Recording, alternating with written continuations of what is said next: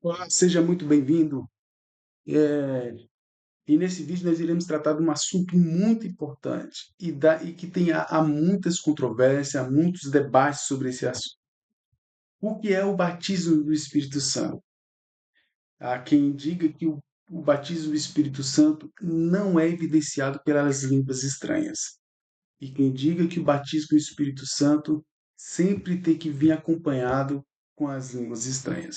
Nós iremos falar sobre esse assunto muito importante. Eu peço a máxima atenção de vocês para que nós venhamos aprender um pouco sobre esse assunto. Mas como que é? Porque lá em Atos capítulo 2 houve aquela manifestação do Espírito Santo, e o texto bíblico vai dizer que houve o batismo, que todos foram batizados e todos falaram em outras línguas, a conhecida glossolalia. Nós iremos falar sobre isso, sobre a glossolalia. Mas a princípio, depois que os discípulos receberam esse batismo com forma de revestimentos, Pedro depois ele tomou a palavra e pregou e mais de 3.000 almas se renderam a Cristo, ao convite da mensagem da pregação do Evangelho. Assim também foi com o Verbo encarnado. Cristo, Jesus, foi da mesma forma. Quando Jesus começou sua missão aqui na terra, de pregar sobre o reino de Deus, de falar sobre as boas novas, enfim, do Evangelho, foi no ato do batismo lá em João, quando ele foi batizado em João nas águas. E quando ele foi batizado nas águas, o texto bíblico vai dizer que o Espírito Santo desceu em forma de pomba. Ali foi uma forma de batismo, de um revestimento na pessoa de Jesus Cristo. E a partir daquele momento, Jesus começou a fazer as obras do Pai, a cumprir com a sua missão.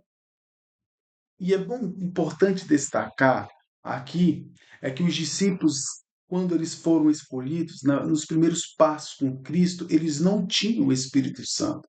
Eles também não conheciam a respeito da doutrina do Espírito Santo. Eles tinham um conhecimento muito raso.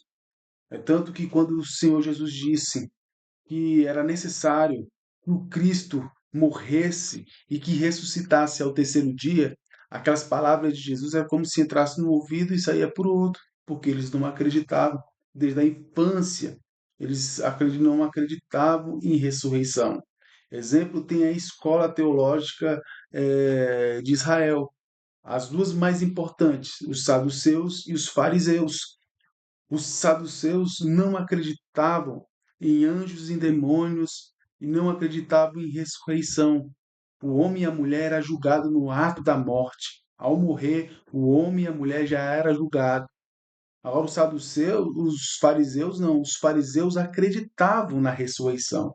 Mas isso só no fim de todas as coisas, no julgamento final, em qual Deus ia julgar toda a humanidade. A ressurreição só no fim. Então, ressurreição para os saduceus, tanto antes como depois, era um erro. Para os fariseus, só se houvesse uma ressurreição antes, também era um erro. Só ia acontecer depois.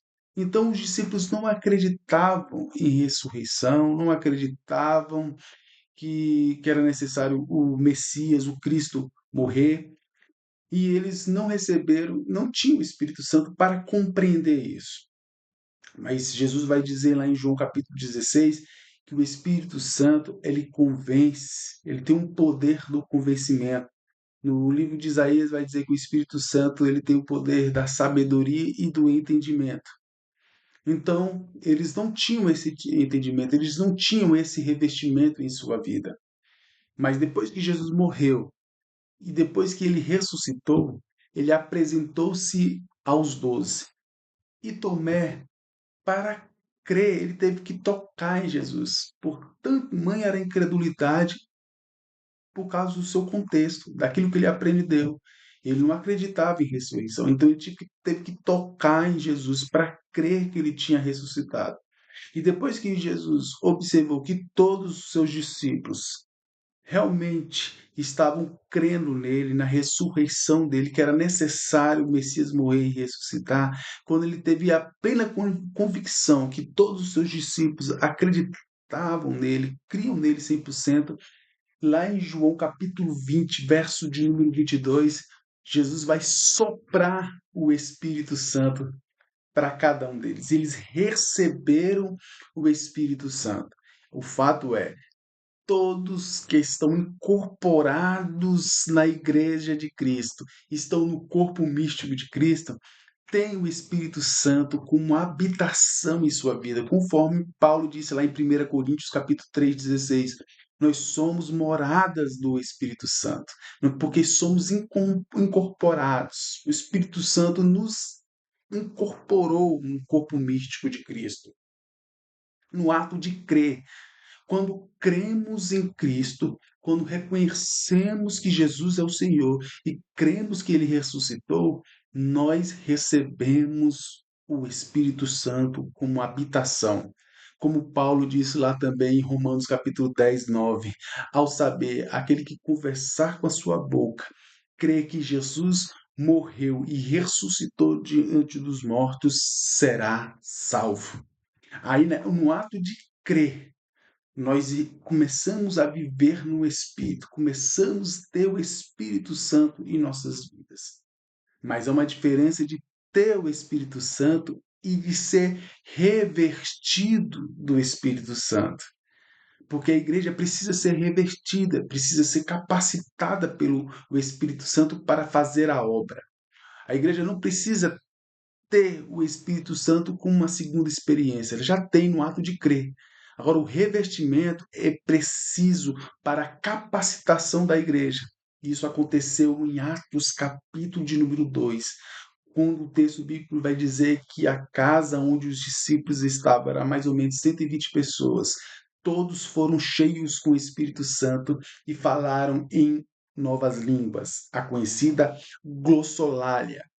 Muitos vão defender que essa língua glossolalia é somente línguas terrenas no mundo físico, línguas conhecidas, mas não. Há uma diferença de glossolalia para genolalia. É muito importante destacar isso, é muito importante que você venha compreender isso. Você não podemos confundir a glossolalia com a genolalia. Porque em Atos capítulo 2 aconteceu a glossolalia, e a glossolalia pode ser línguas tanto estrangeiras, tanto conhecidas como as desconhecidas, tanto estrangeiras como línguas espirituais. Agora, se o texto bíblico tivesse falado que foi a genolalia, era somente línguas humanas, como espécie de línguas estrangeiras. Mas o que aconteceu ali foi glossolalia. Aí alguém vai defender que o povo que estava presente naquele evento, na descida do Espírito Santo, ouviu falar na sua própria língua. Com certeza, todos ouviram falar na sua própria língua estrangeira, e ali foi sobrenatural. Observe, vamos analisar um exemplo. Imagina se tivesse lá um britânico, um francês, um alemão, um turco, um que fala a língua japonesa, todos falando, 120 falando embolado. Alguém ia compreender o inglês, o britânico, e ouvia a língua inglesa dele de forma nítida e ia entender as grandezas de Deus? O francês, o alemão, ia ser uma bagunça. Mas não foi assim que aconteceu. O que aconteceu em Atos 2, quando um estrangeiro ouvia os 120 falando em novas línguas, ele compreendia como se todos estivessem falando em alemão. O britânico entendia como se todos os 120 falavam em a língua inglesa, assim como o japonês, assim como o francês, todos entendiam de forma sobrenatural, cada um na sua língua, mas era glossolalia, podia ser tanto a língua espiritual como línguas do mundo físico. Foi por isso que Paulo vai dizer sobre a língua dos anjos, línguas espirituais, que tanto o homem não pode compreender, como o mundo espiritual, só o mundo espiritual possa entender.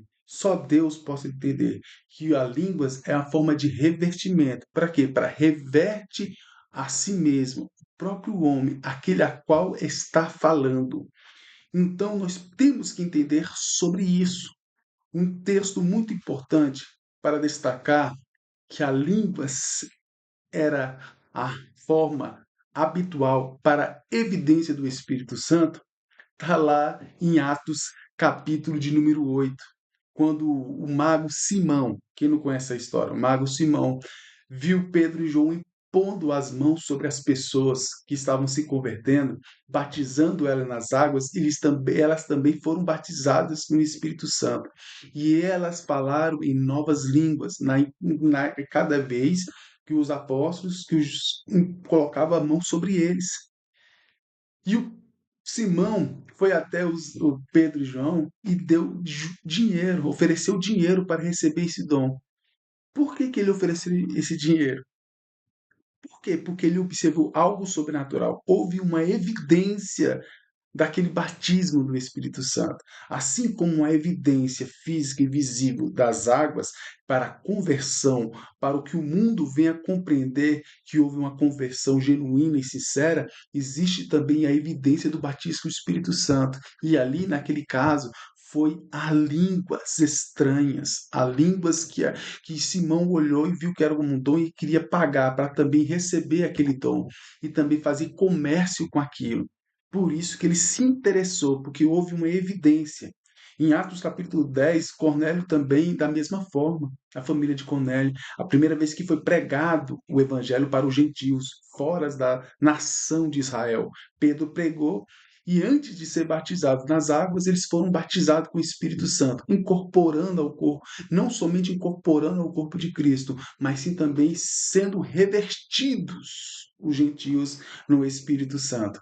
E quando Pedro chegou em Jerusalém, os irmãos de Jerusalém ficaram abismados, porque até os gentios tinham recebido o Espírito Santo de forma de revestimento. E qual foi a forma visível, a confirmação? Foi o falar em novas línguas. Outra, outro exemplo irrefutável também. Atos capítulo de número 19, quando Paulo chega em Éfeso, encontra os discípulos de João, de Apolo. Quando ele encontra os discípulos de Apolo, Paulo vai falar sobre o batismo com o Espírito Santo. E eles vão dizer: nós não conhecemos esse tipo de batismo. Nós conhecemos somente o batismo de João, a de conversão, aquele que a gente batiza nas águas, quando sai das águas é a nova vida. Conforme Paulo até vai dizer sobre isso lá em Gálatas capítulo 2 verso 20. Não vive mais eu, mas Cristo vive em mim. Porque quando saímos das águas, nova vida, nova criatura. Agora, além disso, há um revestimento para você viver no Espírito, para pregar o Evangelho, para ser capacitado para isso, para ter entendimento e sabedoria. E isso é o batismo com o Espírito Santo. O texto bíblico vai dizer em Atos capítulo 10 que Paulo impôs a mão sobre aqueles discípulos e eles foram cheios do Espírito, e a evidência que eles estavam cheios do Espírito foi o falar em línguas estranhas. Espero que isso tenha esclarecido. Se tiver qualquer dúvida, estou aqui aberto a responder as perguntas. Fica na paz, até a próxima.